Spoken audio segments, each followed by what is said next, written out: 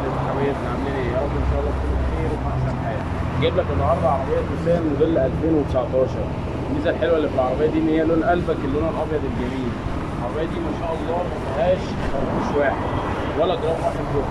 الجرام بثمن العربيه عشان ما نقعدش نفكر في الكلام. بقول لك بقى الجرام ب 1000 جنيه والجرام ب مليون جنيه والكلام ده ابدا. الجرام اللي في العربيه دي بثمنها.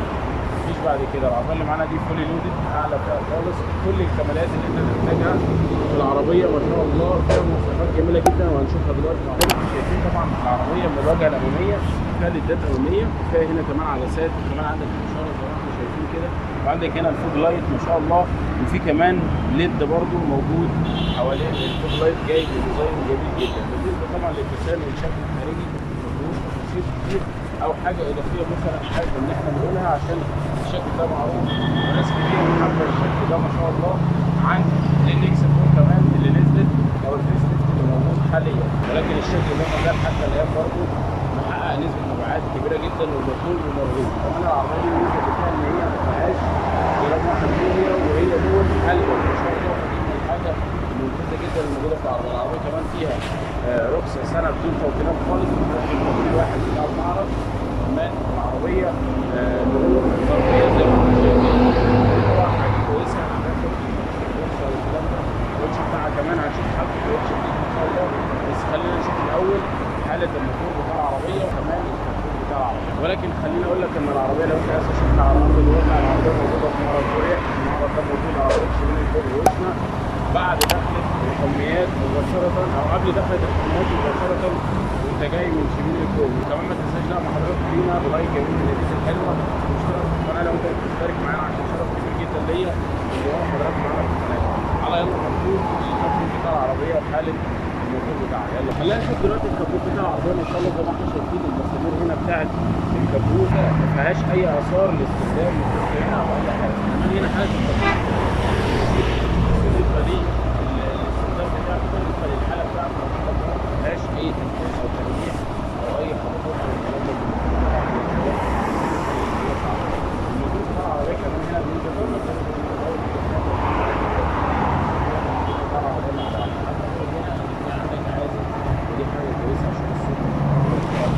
بالنسبه هنا للموتور بتاع العربيه طبعا زي ما قلت لك ان هو بينزل جي دي اي ما شاء الله. فدي من الحاجه الممتازه جدا، لان الموتور هنا جي دي اي بيكون اعطاله قليله جدا، ودي حاجه اتكلمنا عليها قبل كده. البطاحات بقى بتاعت العربيه هنا ما شاء الله زي ما احنا شايفين كده ما فيهاش ولا خبطه ولا تريحه ولا حاجه معموله على البارد ما شاء الله. دي من المميزات اللي موجوده في العربيه. طبعا العربيه خطوطها بره اوريدي مش هيكون فيها اي حاجه دواخل، بس انا بحب اوريك عشان لو في حاجات معموله على البارد او الكلام ده لازم انت برضه تشيك كده. احنا هنطلع الموتور بتاع العربيه ودلوقتي على ما نشوف بقى جنب العربيه دلوقتي مع بعض عشان نبص على العربيه. طيب تعالى نشوف دلوقتي جنب العربيه. طبعا واول حاجه مميزه هنا في الجنب بتاعها الجنوب بتاعتها ما شاء الله جانت سبور. كمان هنا حاله الكاوتش تقريبا لو قلت لك 95% او كده او 98% هتقول ان انا ببالغ، ولكن حرفيا الكاوتش لسه جديد، لسه الشوك بتاعه موجود زي ما احنا شايفين، وكمان الانتاج بتاعه انتاج السنه اللي فاتت. فدي حاجه ممتازه جدا. ده بالنسبه للاربع كاوتشات وحاله الجنوب. كمان الدعامه هنا اللي من البلاستيك اللي موجوده حوالين العربيه بالكامل دي حاجه كويسه طبعا عشان الخبطات والحاجات اللي بتكون قريبه من الارض دي هي بتكون اول الصدمه، فبقيه الحاجات دي لو اتغيرت مش هتزعل العربيه زي ما احنا عارفين. عندنا هنا كمان في ليدات او اشارات في المرايه، والمرايه كمان بتكون ضبط نظام كهرباء. عندنا طبعا في كليس انتري، وعندك كمان هنا بيكون في اوكر من الميكر. دي حاجه ممتازه جدا. بالنسبه بقى للحاله بتاعت العربيه زي ما انت شايف معايا كده، العربيه ان شاء الله ما فيهاش خربوش واحد. دي من الحاجات الممتازه جدا. العربيه اللي عليها كمان استيكرات اهي، بس مش هقول لك بقى استيكرات بتاعت التوكيل والكلام ده، لان انت ممكن تقول ان انا ببالغ، وانا صراحه برضو ما اعرفش هل هي بتاعت التوكيل ولا ملزوقه، لان العربيه 2019. فلو قلت لك هتقول ان انا ببالغ وانا ما عنديش معلومه كافيه. هنشوف دلوقتي ظهر العربيه وبعد كده ندخل في الانتيريور ونبص على العربيه بالكامل، لان فيها اوبشن جميل جدا، الشاشه والكاميرات 360 درجه. يلا. طيب بالنسبه للعربيه هنا طبعا من الخلف زي ما احنا شايفين كده، اول حاجه فيها سنسور بارك خلفي. ده الموتور طبعا جي دي اي زي ما احنا شفنا. وهنا العواكس طبعا ال 19 بتنزل العاكس، هنا ال 17 كانت بتنزل العاكس في الاكسدام تحت دي برضو من ضمن الاختلافات اللي موجوده في العربيه، عشان تبقى انت عارف حتى لو انت ماشي عارف العربيه اللي قدامك دي موديل كام. في ناس بتحب تعرف الحاجات دي، انا واحد منهم على فكره. عندنا هنا كمان العربيه دي بيكون فيها، او الفانوس ده بيكون فيه ليدات خلفيه، وطبعا شفناها وهي شغاله. عندنا كمان هنا بالنسبه للحاله بتاعه الشنطه ما شاء الله حاجه ممتازه جدا، ما فيهاش خربوش، ما فيهاش جرام بوهيه. اللي راكب على السقف ده حاجه ممتازه جدا. وهنا كمان عندك الليد بتاع الفرامل، فدي حاجه ممتازه. هنشوف طبعا الشنطه بتاعتنا، ونشوف الشنطه طبعا بتكون شنطه عاديه مش كهرباء. عندنا الحاله هنا ما شاء الله ربنا يبارك لصاحب النصيب، ما فيش فيها ولا حاجه معموله على البارد، فدي حاجه ممتازه جدا، ولا تريحه ولا اي حاجه، ربنا يسترها وربنا يبارك لصاحب النصيب ما شاء الله. عندك كمان هنا المسامير بتاعتها جديده زيرو، مفيش فيها اي اثار لان هي اتلعب فيها بنفك قبل كده.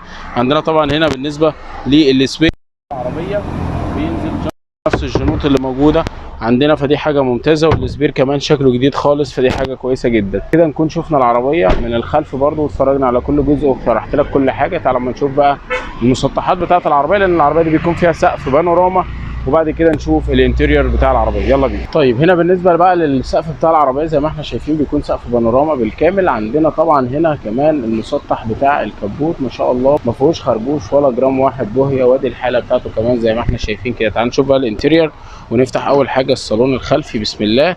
عندنا طبعا ده بالنسبه لحاله الباب، وعندك كمان الصالون بيكون من الجلد بالكامل، وعندك 3 مساند للراس، وفي مسند وسطي، وفي فتحات تكييف خلفيه، وفي كمان عندك هنا مخرج للشاحن، فدي حاجه ممتازه جدا. تعالى ما نشوف بقى الصالون الامامي. عندنا طبعا في بصمه خارجيه او الكليس انتري، وعندك طبعا ده بالنسبه لحاله الباب بتاع العربيه، وعندك الزراير التحكم في الازاز، وكمان المرايه هنا بتكون ضبط وضم كهرباء. عندنا الكرسي بتاع السواق اللي بيكون كهرباء، وفيه 6 وضعيات وداعم للقطنيه. عندنا كمان هنا في نظام التنبيه او النقط العاميه، وعندك كمان التراكشن كنترول، فدي حاجه ممتازه جدا. عندك كمان هنا الطاره بتكون مالتي فانكشن بالكامل. بالنسبه هنا لعداد العربيه زي ما احنا شايفين 95000 كيلو، وعندك كمان الطاره هنا بتكون مالتي فانكشن كامل، حاجه ممتازه جدا. والعربيه طبعا بيكون فيها 8 هنا وهنا، وعندك الارباجات اللي موجوده في القايم بتاع العربيه زي ما احنا شايفين كده ما شاء الله. وتقريبا دي كل الحاجات اللي موجوده في العربيه. وعندنا كمان هنا طبعا فيها شاشه ما شاء الله زي ما احنا شايفين زي نظام البي ام اللي بتبقى مرفوعه. وعندك طبعا تكييف بيكون تاتش بالكامل، فدي حاجه ممتازه جدا. عندك كمان هنا ما شاء الله زي ما احنا شايفين كده بيكون في شاحن وايرلس، وهنا الفتيس بتاع العربيه. وبالنسبه للفرامل الكهرباء، وعندك طبعا الدرايف مود فيها الايكو فيها السبورت وفيها الكونفيرت. عندنا طبعا 3 وضعيات للقياده، وعندك الاوتو هولد وزرار فصل الحساسات، التحكم في السرعه عند المحاضرات، وهنا الفيو بتاع الكاميرات. هنا عندك طبعا الخلف، وهنا الجنب. ده طبعا بالنسبه للفيو بتاع العربيه. عندك هنا كمان في مرايه ذاتيه التعتيم، فدي حاجه ممتازه قوي. كده طبعا نكون انتهينا من العربيه كلها، وعرفنا كل جزء فيها، وشرحت لك كل حاجه، ووريتها لك على الطبيعه كانك موجود معايا انا بالظبط. فتحت لك برده الكبوت، ووريتك المكنه والحاجات اللي بتتفرج عليها والكلام ده كله. العربيه طبعا فول لودد اعلى فئه، ممتازه جدا، فيها كل الكماليات اللي موجوده بالنسبه لفئه العربيه التوسان. فالعربيه دي من افضل الاختيارات طبعا لو انت بتدور على عربيه اعتماديه، عربيه عطلها قليله، عربيه كمان قطع غيارها متوفره، هتلاقي العربيه دي طبعا افضل اختيار بالنسبه ليك. ولو انت عايز تشوف العربيه على ارض الواقع، او في معلومه مش عارفها عايز تسال عنها، تقدر كان معكم اخوكم محمد عثمان، والسلام عليكم ورحمه الله وبركاته.